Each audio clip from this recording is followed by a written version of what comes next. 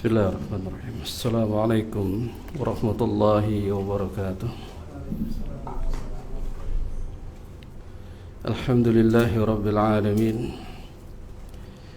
Wa bihi nasta'in wa ala umuri din waddin. Wassalatu wassalamu ala asyrafil anbiya'i wal mursalin. Nabiyyina Muhammadin wa ala alihi wa sahbihi ajma'in. يا أيها الذين آمنوا اتقوا الله حق تقاته ولا تموتن إلا وأنتم مسلمون ثم أما بعد فإن أصدق الحديث كتاب الله وخير الهدي هدي محمد صلى الله عليه وسلم وشر الأمور محدثاتها وكل محدثة بدعة وكل بدعة ضلالة وكل ضلالة في النار. إخواني وأخواتي في الدين معاشر المسلمين rahimakumullah. Alhamdulillah kita kembali dipertemukan Allah di majlis yang mulia ini dalam membahas kitab Ibanatul Ahkam, syarah dari Bulughul Maram min Adil Ahkam yang ditulis oleh Syekh Abdus Salam Al-Alusi rahimahullahu ta'ala. Adapun pembahasan kita melanjutkan tentang keutamaan zikir dan juga doa. Dan kita masuk kepada hadis dari penjelasan keutamaan doa. Sebelum kita jelaskan, dibaca terlebih dahulu matan hadisnya. Naam, falyatafaddal man yaqra. Wa 'an Nu'man bin Bashir radhiyallahu anhuma 'an Nabi sallallahu alaihi wasallam qala inna du'a huwa al-ibadah rawahul arba'ah wa sahahahu at-Tirmidzi. Dari Nu'man bin Bashir radhiyallahu anhu, dari Nabi sallallahu alaihi wasallam beliau bersabda, sesungguhnya doa itu ibadah. Hadis riwayat Imam hadis dan disahihkan oleh At-Tirmidzi. Nah, marah lagi tambah lagi ziyadah. Walahu min hadis Anas bi lafzi ad-du'a mukhul ibadah. Diriwayatkan pula oleh At-Tirmidzi pula dari Anas radhiyallahu anhu secara marfu dengan lafaz doa itu intinya ibadah. Nah, marah tsaniyah walahu min hadis. Walahu min hadithi Abi Hurairah rafa'ahu laisa syai'un akrama 'ala Allah min ad-du'a wa sahahahu Ibnu Hibban wal Hakim. Diriwayatkan pula oleh At-Tirmidzi dari Abu Hurairah radhiyallahu anhu secara marfu dengan redaksi tiada satu pun ucapan yang lebih mulia di sisi Allah yang menandingi doa. Disahihkan oleh Ibnu Hibban dan Al-Hakim. Naam, jazakumullahu khairan. Jamaah sekalian yang dirahmati dan dimuliakan Allah Subhanahu wa taala, kita mengangkat 3 hadis yang dikeluarkan oleh al-mu'allif rahimahullahu taala Ibnu Hajar Asqalani. Yang mana hadis yang pertama dari jalan sahabat Nu'man bin Bashir radhiyallahu taala anhuma anin Nabi sallallahu alaihi wasallam qala, bahwa Rasulullah alaihi salatu wassalam bersabda, inna du'a huwal ibadah, sesungguhnya doa itu bagian daripada ibadah. Rawahu arba'ah wa sahahu at-Tirmidzi. Diriwayatkan oleh al-arba'ah dan dinilai sahih oleh al-Imam at-Tirmidzi. Walahu min haditsin Anas bin Malik bil lafzin ad-du'a mukhul ibadah. Al-Imam At-Tirmidzi juga meriwayatkan namun dari jalan sahabat Anas bin Malik hadis secara marfu' yang dimaksudkan ad-du'a mukhul ibadah, itu doa daripada intinya di dalam ibadah. Dan juga walahu min hadisin Abi Hurairah radhiyallahu ta'ala anhu, bahwa Tirmidzi juga meriwayatkan hadis yang lain secara marfu' dari jalan sahabat Abu Hurairah radhiyallahu taala anhu, laisa syai'un akrama 'ala Allah min ad-du'a. Tidak ada sesuatu yang paling mulia yaitu di sisi Allah selain dari doa. Dan hadis ini disahihkan oleh Ibnu Hibban dan juga Al-Hakim. Nah, hadis ini yang pertama bahwa inna du'a huwal ibadah. Hadis ini sahih. Namun walahu min hadisin Anas bin Malik. Hadis yang kedua dari jalan sahabat Anas bin Malik dengan lafadznya ad-du'a mukhul ibadah. Itu hadisnya adalah dhaif. Ya. Hadis yang kedua itu sebagian ulama mengatakan sebagaimana yang disebutkan oleh Syekh Al-Albani rahimahullahu taala, beliau mengatakan dalam kitab yani Dhaiful Jami' bahwa beliau berpendapat hadis yang kedua ad-du'a mukhul ibadah itu hadis dhaif. Dan juga disebutkan oleh Syekh Ibnu Utsaimin rahimahullahu taala, beliau mengatakan dalam kitabnya Fatawa Nurul ala Darbi li Ibnu Utsaimin, beliau mengatakan bahwa hadis ini ad-du'a mukhul ibadah, yakni al-lafzu laysa bisahih, bahwa lafaz ini dari jalan sahabat Anas bin Malik yang juga al-Imam At-Tirmidzi meriwayatkan. Beliau mengatakan hadisnya lafadznya tidak sahih. As-sahih ad-du'a huwal ibadah. Yang sahih kata beliau yang benar adalah hadis yang dari jalan sahabat Nu'man bin Bashir yang dengan lafadznya innad du'a huwal ibadah. Sesungguhnya doa itu adalah bagian daripada ibadah, atau dengan lafaz lain ad-du'a huwal ibadah sebagaimana yang disebutkan oleh Ibnu Utsaimin rahimahullahu taala. Jadi sesungguhnya doa itu adalah sebuah ibadah, namun dengan lafaz bahwa doa itu inti daripada ibadah, ad-du'a mukhul ibadah, walakin fi hadzal hadis haditsun dhaif. Hadis yang kedua adalah hadisnya dhaif. Baik.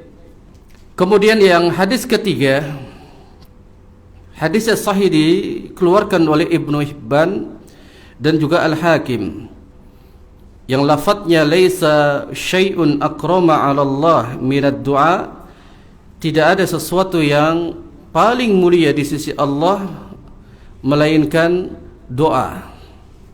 Nah, hadis ini adalah hadis yang sahih.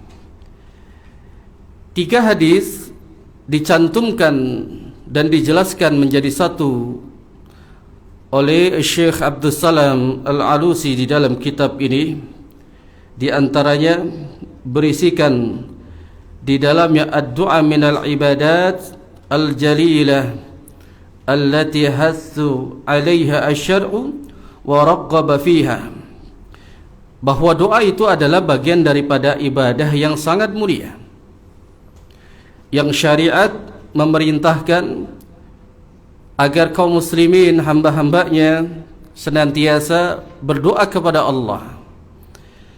Kenapa disebut sebagai doa itu adalah bagian daripada ibadah? Yang para ulama menjelaskan bahwa ketika kita berdoa kepada Allah, jika kita mengetahui bahwa doa itu bagian daripada ibadah, ketika Allah belum mengabulkan doa kita, maka senantiasa kita mendapatkan pahala di sisi Allah Subhanahu wa taala. Karena setiap ibadah itu adalah jika dilakukan dia ikhlas karena Allah, maka Allah akan berikan ganjaran. Nah, itu yang dimaksud dengan ad-du'a huwal ibadah. Doa itu adalah bagian daripada ibadah. Dan dengan doa yang mana di dalamnya seorang hamba wa fiha yakunul 'abdu qariban min Allah azza wa jalla,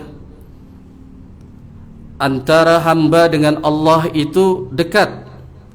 Makanya di dalam hadis yang lain, pada saat kita melaksanakan solat lalu dalam keadaan sujud, Maka kata Rasul alaihi salatu wassalam, perbanyaklah doa.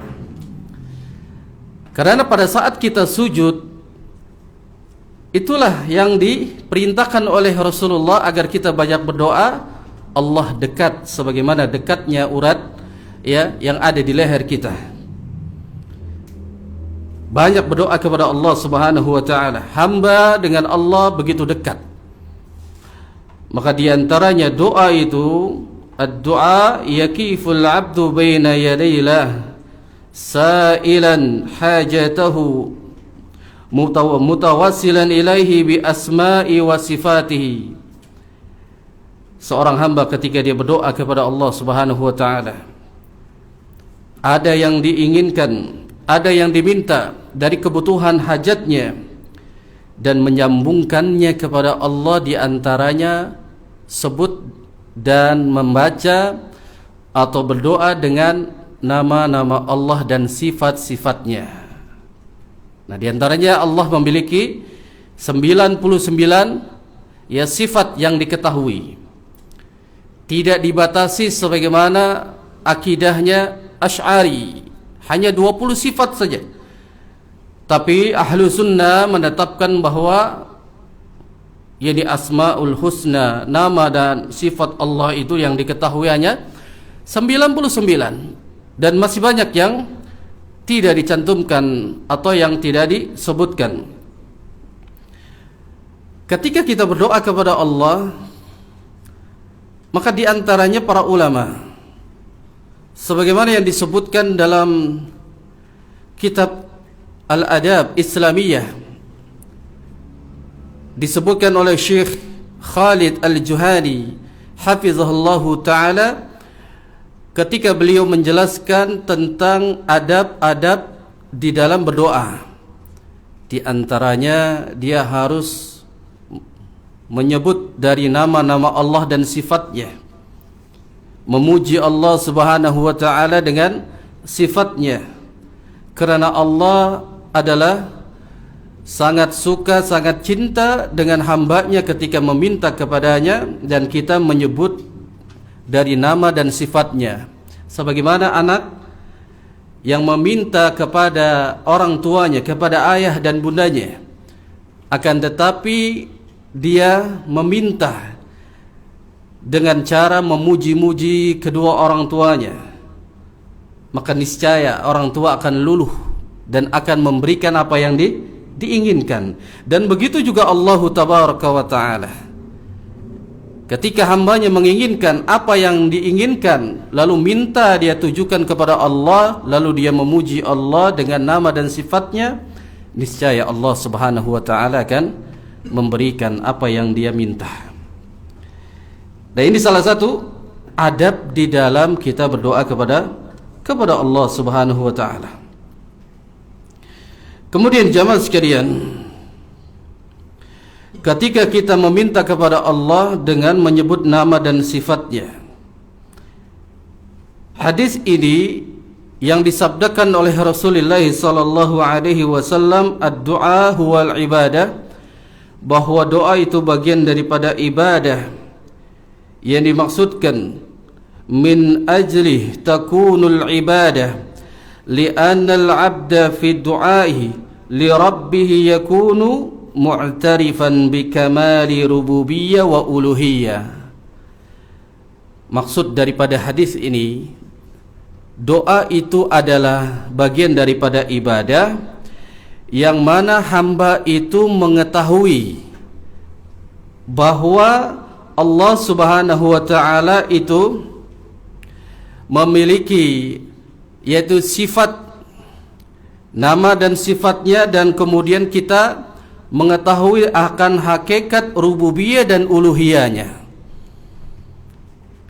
Jadi rububiyah yang dimaksudkan adalah masuk ke dalam pembahasan at-tauhid rububiyah, bahwa tauhid rububiyah kita mengesahkan Allah, lalu kita mengetahui bahwa Allah itu memiliki sifat-sifatnya seperti Ar-Razzaq, Allah Maha memberi rezeki.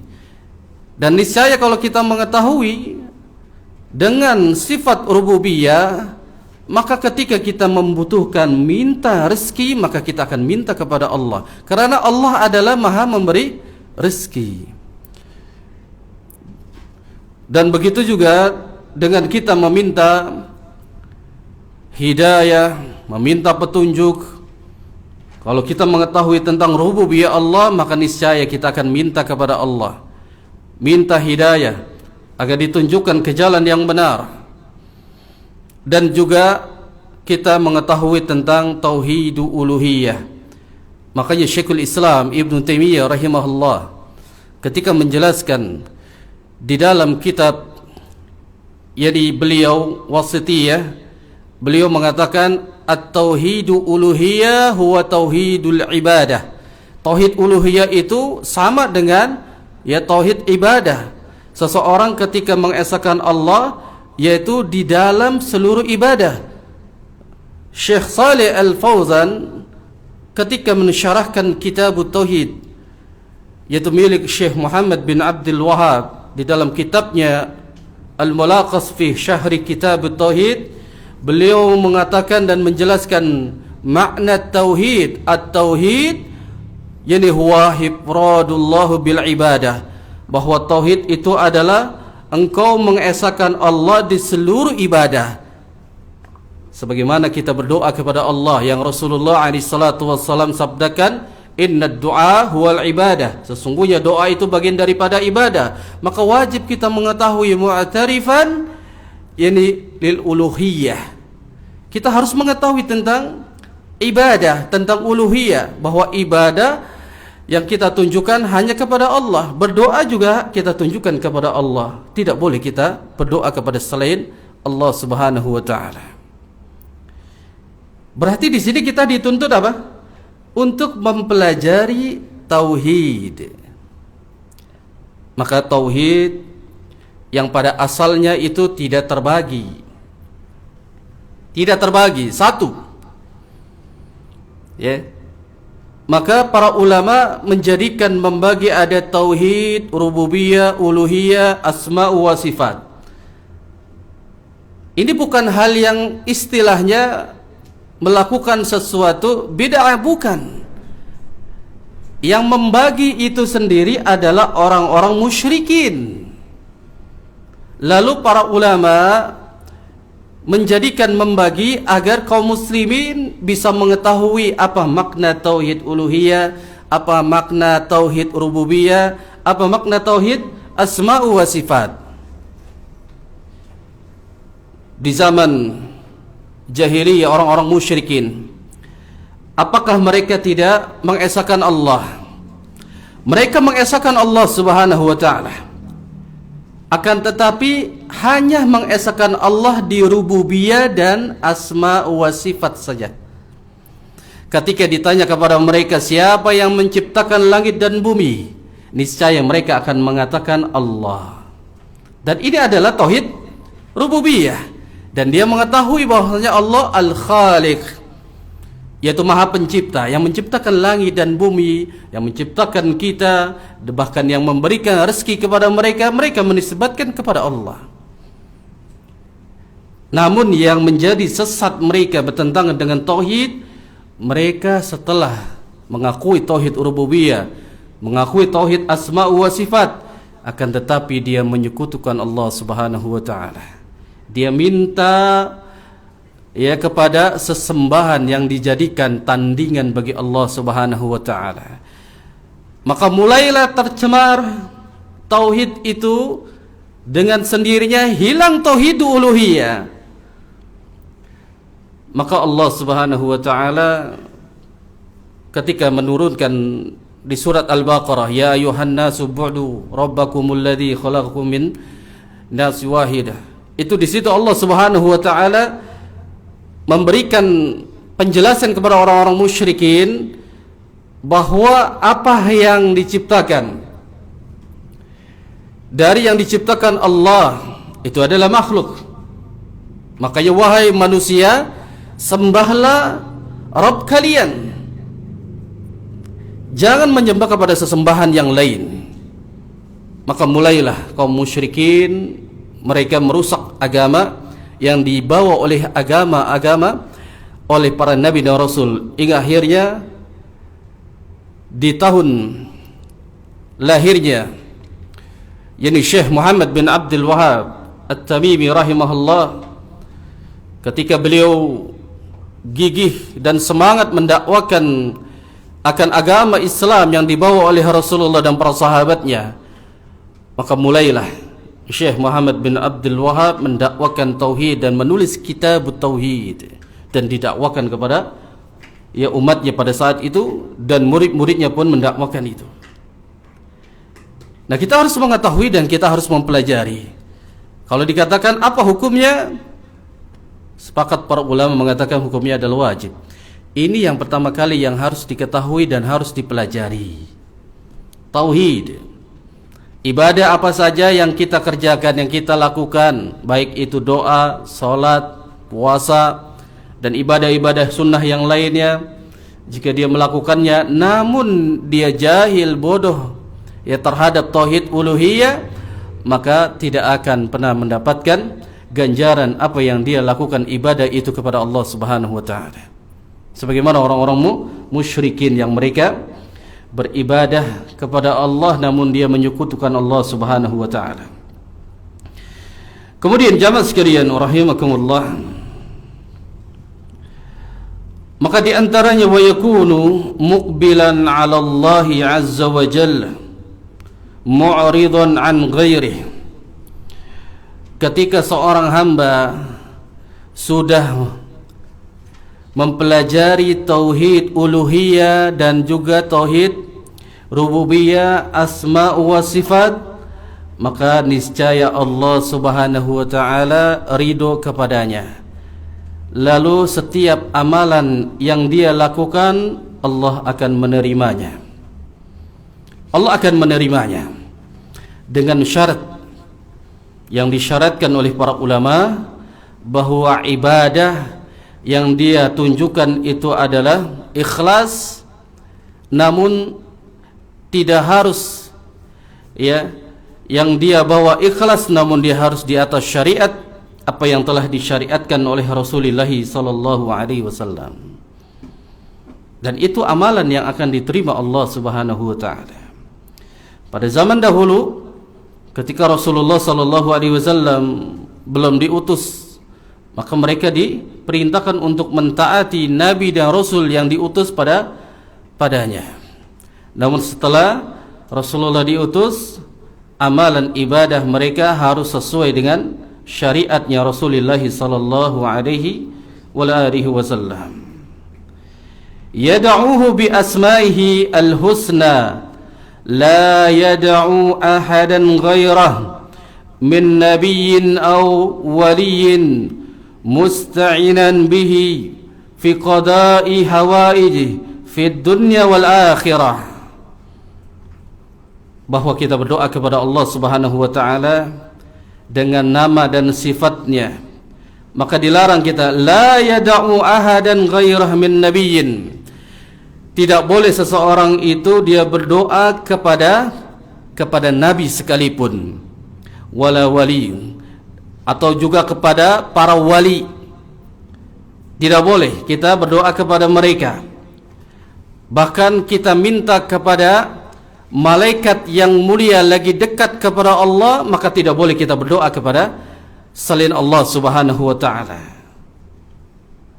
Jadi doa itu kita tunjukkan, di antaranya kita mengiringi dengan asmaul husna.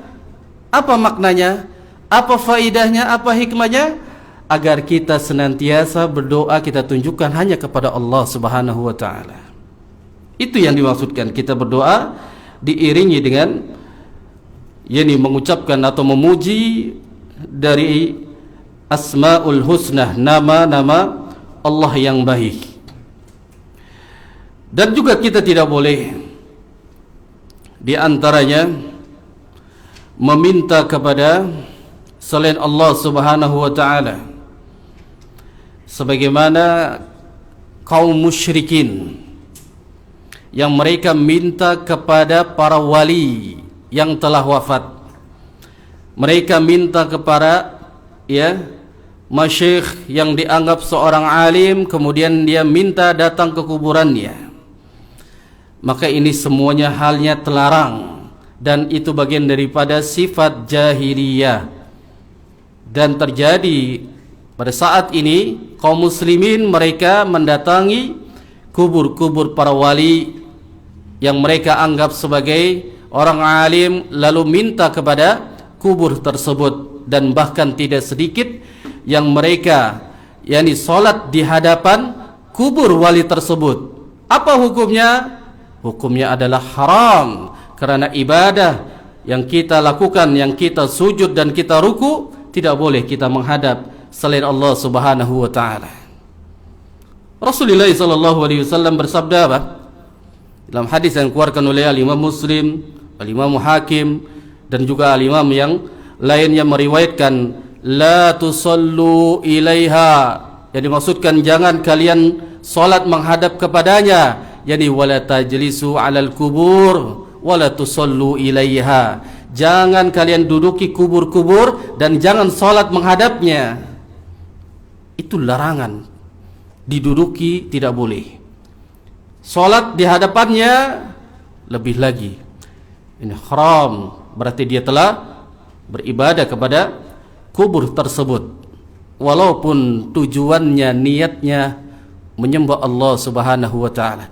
Jamaah sekalian, agar kita paham, di antara orang-orang awam, mereka hanya mengandalkan niat saja, an-niyatu wal maqasid lillahi Subhanahu wa taala. Mereka tujuannya, niatnya yang dia lakukan ibadah di hadapan kubur ini bukan menyembah kepada kubur, melainkan kepada siapa? Lillah. Kalau dikatakan kenapa kau sholat di hadapan kubur? Saya sholat di hadapan Allah Subhanahu wa taala. Ini. Namun di dalam Islam, ya, syariat telah menjelaskan, para ulama menjelaskan bahwa an-niyat wal maqasid lillahi Subhanahu wa taala, ketika dia tujuannya untuk Allah, namun sarana zahirnya ini yang harus diperhatikan. Secara zahirnya harus diperhatikan. Ketika kita salat, ada yang dilarang oleh Rasulullah sallallahu alaihi wasallam. Di antaranya, tidak boleh kita salat menghadap kubur. Apa faedahnya? Karena kaidah mengatakan al-ahkamu bizahir. Hukum itu dilihat daripada zahirnya. Bahwa ada seorang muslim ketika dia salat di hadapan kubur, maka niscaya orang lain akan mengatakan apa? Dia menyembah kubur, sebagaimana kaumnya dari Nabi Nuh alaihi salam, yang mereka ketika orang-orang saleh dijadikan sebagai apa? Sebagai dimintai doa, sebagai dikenang. Awalnya tidak seperti itu. Awalnya memang apa? Dibuatkan untuk mengenang saja. Makanya dilarang itu. Patung-patung, foto-foto tidak boleh. Kalau kita sholat di hadapannya, maka hendaknya dibuang. Nggak boleh ada patung, nggak boleh ada ya foto-foto di kamar kita. Salah satu faidahnya juga malaikat rahmat nggak masuk. Sia-sia ibadah kita di dalam rumah, baca Quran, sholat sunnah, zikir, malaikat tidak memberikan rahmatnya. Maka lihat posisinya. Rasulullah sallallahu alaihi wasallam di antaranya melarang untuk kita sholat di hadapan kubur agar kita tidak disangka untuk menyembah kubur. Maka ini bagian daripada orang-orang jahiliyah pada saat itu mereka mendatangi kubur para wali. Mereka tidak menyembah kepada kuburannya para wali, akan tetapi dia mintanya kepada Allah. Namun secara zahirnya tempat ibadah itu dilarang oleh ya Rasulullah sallallahu alaihi wasallam. Sebagaimana disebutkan di dalam kitab Tauhid, ada bab yang tentang menjelaskan bahwa dilarang kita menyembelih hewan sesembelihan di bekas tempat itu sesembelihannya orang-orang musyrikin. Apa maknanya jamaah sekalian? Jadi ada satu tempat, Syekh Muhammad bin Abdul Wahab menjelaskan akan bab ini. Ada satu tempat yang dijadikan untuk menyembelih hewan, namun ditunjukkan untuk berhala mereka. Yang masyarakat telah tahu, masyhur, bahwa tempat itu adalah tempat penyembelihan dari hewan-hewan diperuntukkan untuk berhala-berhala mereka. Lalu ketika mereka sudah tidak lagi menyembelih di situ, berhalanya sudah nggak ada, orang-orang musyriknya sudah nggak menyembelih di situ. Namun ketika ada orang muslim menyembelih di tempat itu, kenapa dilarang? Karena sudah terkenal dan sudah mengetahui masyarakat bahwa siapa yang menyembelih di tempat itu, maka dia tunjukkan untuk berhala, untuk tandingan Allah Subhanahu wa taala. Lihat al-ahkamu bizawahir. Orang akan melihat kepada siapa? Zahirnya. Tapi apakah mungkin seorang muslim dia menyembelih untuk berhala? Enggak. Disinilah berperan an-niyatu wal maqasid. Niat dan tujuannya lillahi Subhanahu wa ta'ala. Iya, hatinya, tapi tempat untuk ibadahnya itu yang harus diperhatikan. Bisa dipahami jamaah? Ini yang harus diperhatikan. Sebagaimana kita sholat di gereja, boleh nggak? Nggak boleh. Apalagi ceramah di gereja. Yang ceramah dibilangnya Gus lagi, bukan Agus. Ini syubhat yang harus dijelaskan kepada umat. Masalah toleransi jangan diajarkan Islam, tapi masalah akidah keyakinan kita harus apa? Kuat. Itu. Jadi kalau kita sholat di gereja secara zahir, orang muslim kita pakai peci kemudian sholat di gereja, apa kata orang muslim? Pasti kita akan dianggap sama seperti mereka. Dan seperti itulah di antara faidahnya, agar kita tidak boleh beribadah, berdoa, namun juga diperhatikan tempatnya. Ya, diperhatikan. Kecuali yang telah dijelaskan oleh syariat, maka kita boleh melakukannya karena ada contoh dari syariat dari Nabi sallallahu alaihi wasallam. Ketika Rasulullah sallallahu alaihi wasallam bersabda dalam hadis ini bahwa anna du'a huwal ibadah, bahwasanya doa itu bagian daripada ibadah. Summa qara'a an-nabiy sallallahu alaihi wasallam qauluhu ta'ala, kemudian Rasulullah alaihi salatu wasallam membaca firman Allah. Sebenarnya hadis ini ada lanjutannya di dalam kitab Sahih Bukhari, di kitab Adabul Mufrad, ini ada lanjutannya. Yang Rasulullah ketika bersabda anna du'a huwal ibadah, bahwasanya doa itu bagian daripada ibadah, kemudian Rasulullah membaca firman Allah Subhanahu wa taala di surat Ghafir. Itu pada ayat ke-60 Allah Subhanahu wa taala berfirman, wa qala rabbukum ud'uni astajib lakum. Allah Subhanahu wa taala berfirman, sembahlah Rabbmu dan berdoalah kepada Allah Subhanahu wa taala, astajib lakum, sungguh Allah mengatakan aku akan mengabulkan apa yang kalian minta. Dan di antara disinilah dekatnya hamba kepada Allah Subhanahu wa taala, dan Allah pasti akan mengabulkan, apalagi kalau kita berdoa memuji dengan asma'u, ya, sifat-sifatnya dan nama dan sifatnya, maka Allah akan mengabulkan itu. Innal ladzina yastakbiruna an ibadati, akan tetapi Allah Subhanahu wa taala membenci kepada orang-orang yang sombong itu. Siapa orang yang sombong itu? Yang tidak mau minta kepada Allah, yang tidak mau berdoa kepada Allah. Makanya saya ingat dengan guru saya, yaitu Kiai Haji Zarqani. Saya sebelum mondok ya ke Al Furqan itu, ke Gresik, saya punya guru. Itu kiai yang terkenal di Jakarta Utara.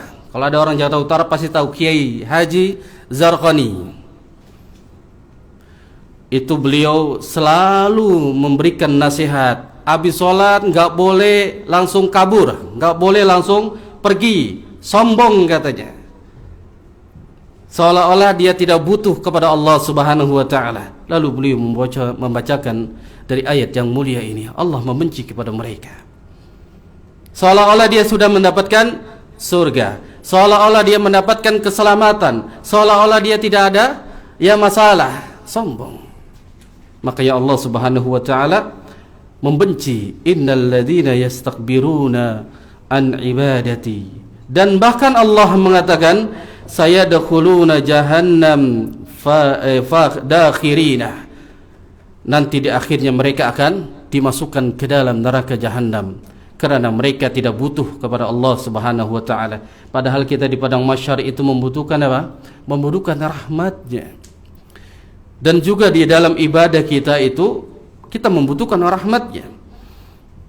Maka niscaya orang-orang yang tidak berdoa kepada Allah, mengabaikan, tidak mau berdoa kepada Allah, maka niscaya mereka lah orang-orang yang sombong dan akan dimasukkan ke dalam neraka jahanam. Taib jamaah sekalian rahimakumullah. Di dalam ayat yang mulia ini, wa'buduni, yang disebutkan rabbakum, jadi ud'uni, berdoalah kepadaku, kata Allah Subhanahu wa taala. Yang dimaksudkan li'anna ad-du'a imma an yakuna du'a ibadatin huwa sana'u 'ala Allah bi sifati wa asma'i.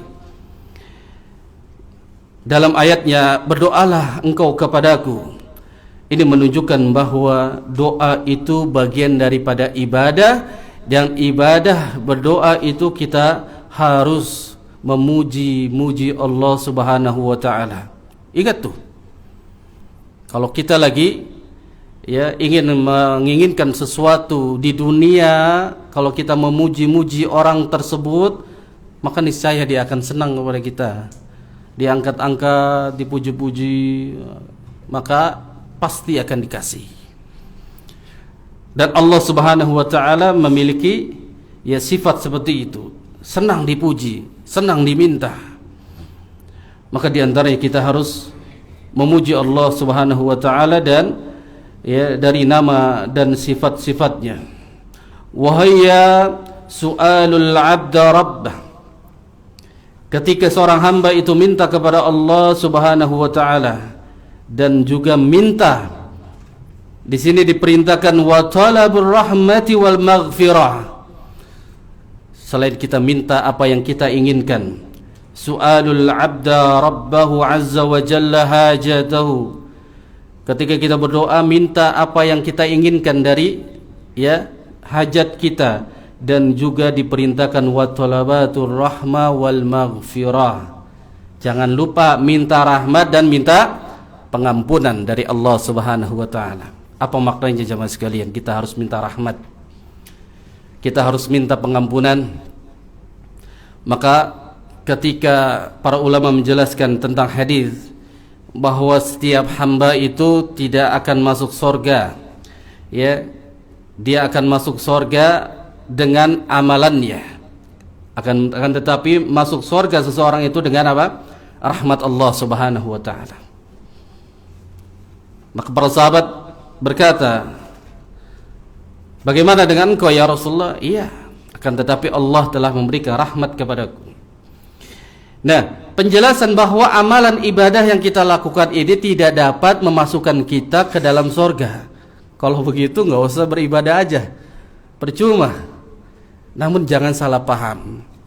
Yang dimaksudkan adalah amalan ibadah yang kita lakukan itu tidak akan membawa kita ke dalam surga, melainkan dengan rahmat Allah lah kita akan masuk ke dalam surga.